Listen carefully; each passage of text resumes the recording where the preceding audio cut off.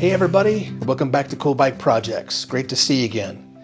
Hey, I know it's been a few months. We've had a move and a change in jobs, so I've moved my shop here from Idaho Falls to Rexburg, Idaho.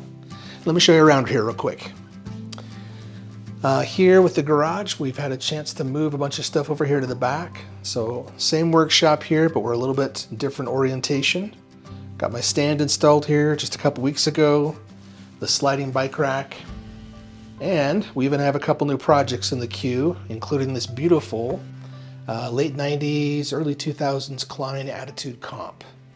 This is a purple to orange fade, if you can believe that. And this will be one of our next projects we build up. So that leads me to our current Christmas project, which is still not quite done yet. This is a 1960 Hercules bike. We've spent quite a bit of time this last year getting work done. We repaired the frame, sent it back east to have it powder coated and cleaned up. But as I was putting everything together Christmas Eve, I realized I was still missing my Sturmey Archer cable. Also, the front wheel has a broken spoke and a bunch of seized spokes. So this is the original England hub and rim.